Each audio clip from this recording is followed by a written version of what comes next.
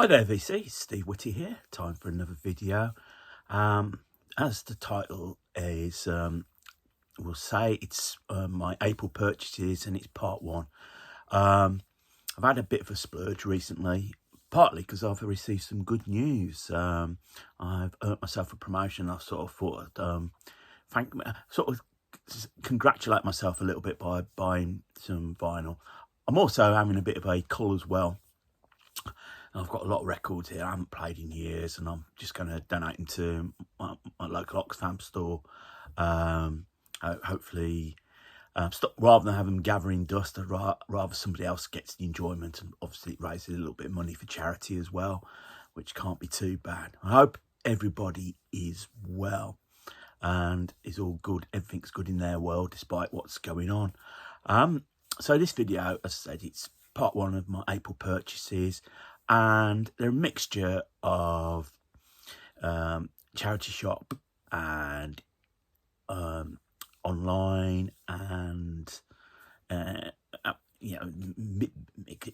big mixture of everything. So without further ado, let's crack on with the first record I'm going to show you, and that is Blue Oyster Cult's Secret Treaties, their third album. Released in 1974. I think this is a mid-price reissue. Look at it.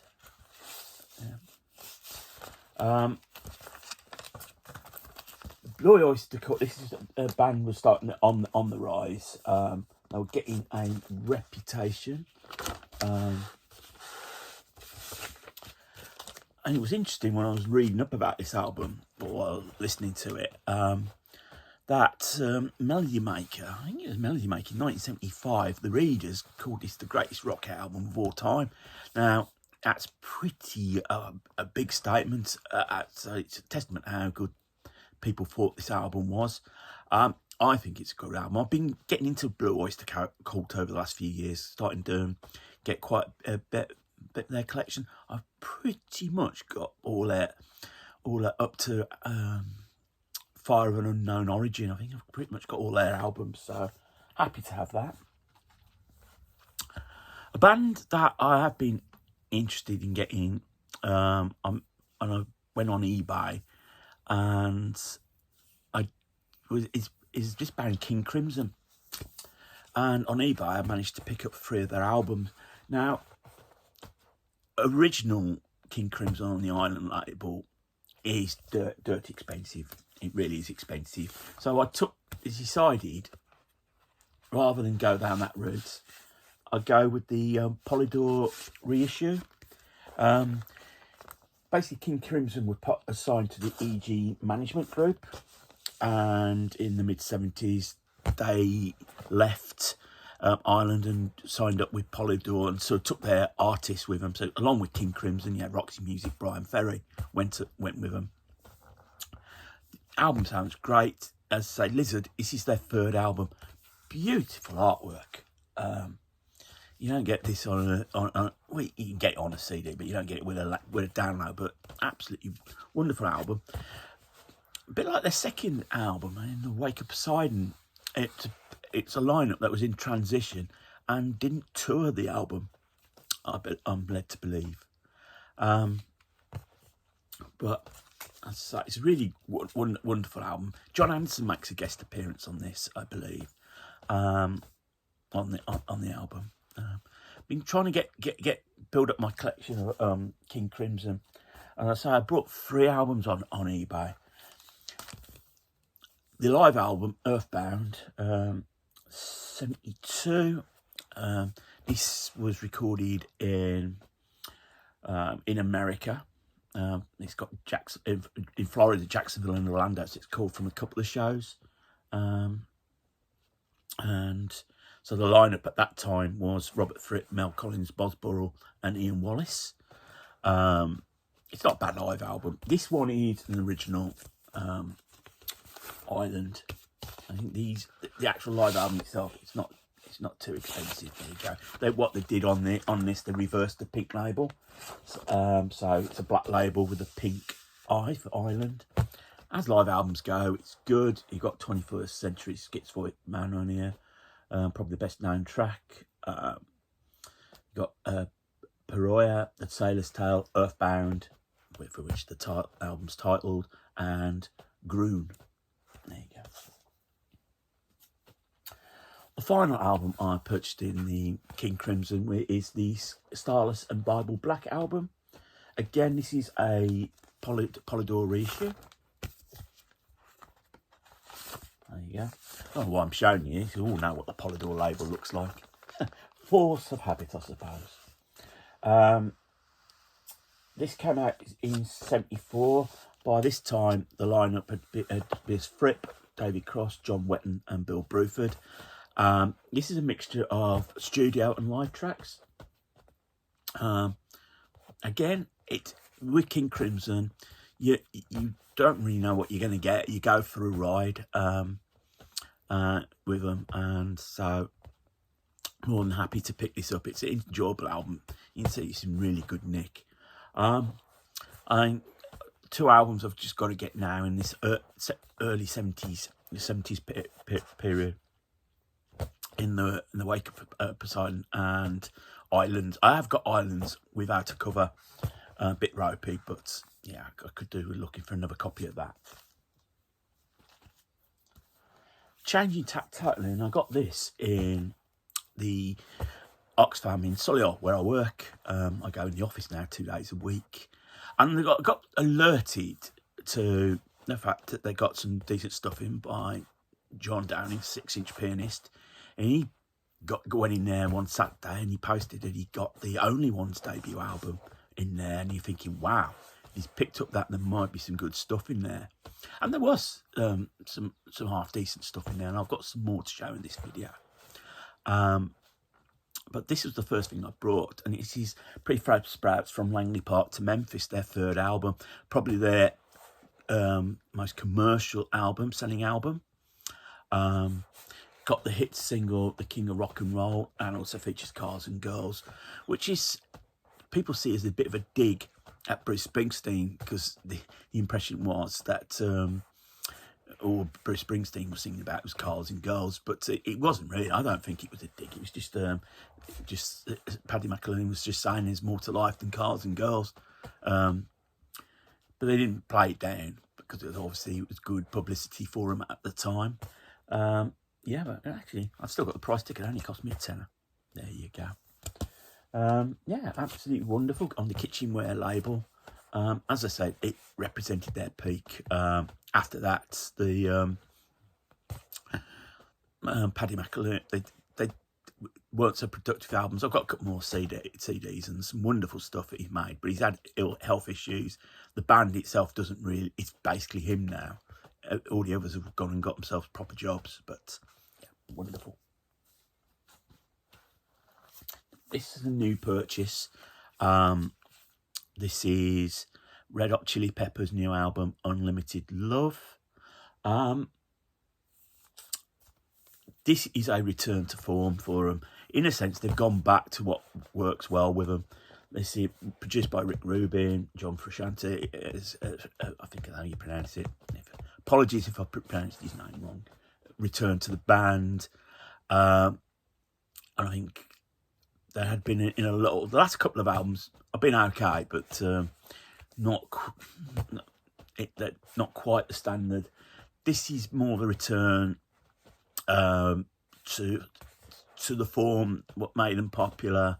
That may have been deliberate on their part. Sort of last throw of the dice. It's a good album, double album. This is the black vinyl edition. I just can't be doing with all those different editions that are floating around, and no doubt somebody has gone and brought every coloured vinyl variant. I ain't got the space, that's why I'm culling records. I enjoyed it. I've played it a couple of times. It's an enjoyable album. Really, really good. Well worth checking out. I'd stream it first, probably. If you're not unsure, then if you like it, I'd definitely go and get it. Talking on the new album front, Wet Leg, the band that of the moment, so to speak. Debut album, Wet Leg. Famously, I think it's Isle of Wight or Isle of Man, one of the islands in the UK. I think it's Isle of Wight, and called Wet Leg because they can get it. I'll spell the name out as emoji. A lot of hype surrounding it, and I did listen before the album came out. Before I took the plunge, I thought I'd listen to the tracks that were available and liked what I listened to. And I would believe that this album is one of those that lives up to the hype. Again, this is the black vinyl edition. Given all the hype, I do feel that this band could be a potentially one and done band, one album, and then that's it. It'd be interesting, but I hope they can follow it up, and it'd be interesting to see what they can come up with. It started off as a bit of a joke band, but it seems like these things, events overtake, and suddenly things have become bigger than what they probably hoped for or believed would happen. And then final 3 albums I'm going to show. These are all from Oxfam, Solihull. Not brought at the same time, but at different times. Picked up a copy of Lou Reed's debut album, 1972. It cost me all of $2.99. I really should take the price stickers off these. It has got a bit of a scratch on it, but it doesn't really affect the sound of it. They did warn me. Recorded in London. Sort of like, I think after the Velvet split up, wasn't sure what he was doing. It came to London. It's got the album itself features Lou Reed. Of course it'll feature Lou Reed. He's on it. His album, but it features Steve Howe, Rick Wakeman's on it, Clem Clatini's on it. It's got Berlin, and side one closes with the track Berlin, which then comes the album in '73, the following year. It's that crossover point. It in a way, it's to me, my ears, it's as though he was still trying to be that commercial Velvet Underground, still sort of searching for a sound. And I suppose it's only when Bowie came in, and him and Mick Ronson helped out with Transformer, that suddenly Lou Reed was suddenly going to find his own style, his own sound. What makes him such a unique artist. Excuse me, I've got a bit of a scratchy nose. Another album, which only cost me $2.99. I have taken the sticker off, which came as a surprise, because the Oxfam had got quite a few good albums, but some of them are priced in the New Order, Power, Corruption and Lies, original pressing. They wanted £30 for it, and I just sort of balked at that. But I had a flick through and I found this. Colin Bloodstone's 1 Year, $2.99. I've been reading articles about it. Obviously, it's hit 50 years old. It's had a bit of a reappraisal. It's the debut solo album for Colin Bloodstone. After the Zombies split up, I believe he ended up having to work in a solicitor's office. And then he recorded another version of She's Not There as Neil MacArthur, which charted. So that sort of, when it came out, it was Colin Bloodstone. It sort of like piqued interest in him again. And he eventually got a deal with Epic Records, and he made this album. It's a beautiful album. It's a wonderful album. If you've not heard it, go out and stream it. And the album itself is almost like a concept album. It literally tells the year of 1 year in the life of Colin Bloodstone. The loves and the loves lost, and whatever has gone on in his life. The big single is Say You Don't Mind. It became a top 20 hit single. It's a wonderful close to the album.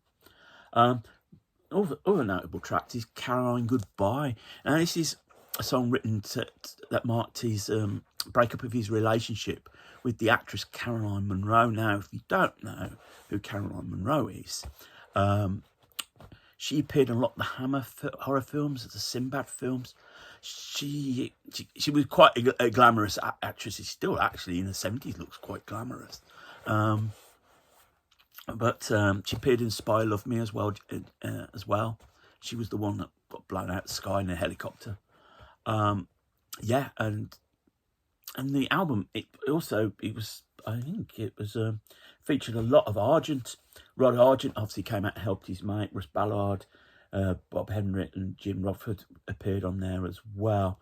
Just absolutely, it's beautiful album. It's well worth seeking out.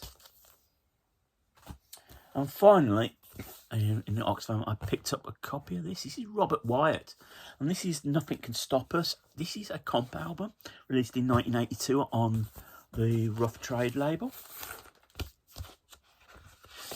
There you go. This, how can I say this album? It's, as I say, it's a comp.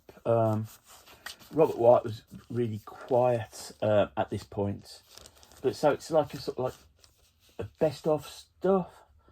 I've not listened to the album yet, so I'm not aware of most of the tracks. I know this is the original pressing. The album got reissued a couple of years later, and at that point he then had a minor hit single with Elvis Costello's Shipbuilding, which sort of built his profile back up. Robert Wyatt, you could call him a national treasure in the UK, or know his back history. But he gets everyone else, you know, he's one of these artists. He's got a very wistful voice. And you listen to him sing, it's, and maybe due to obviously being in a wheelchair, it may affect how his vocal delivery, but he's just a wonderful artist. I mean, he's retired now, but yeah, I'm happy to have picked that one up. So there you go, VC. That ends part one. I will hopefully in a couple of days do part two, show you the rest of my finds. So until then, whatever you get up to, VC, make sure it's a good one. If you're new to the channel and like what you see, click on the subscribe button. Thumbs up, thumbs down. Love the interaction. Wherever you get up to, VC, as I say, enjoy yourselves. Take care of each other. Keep spinning. But more importantly, keep on smiling.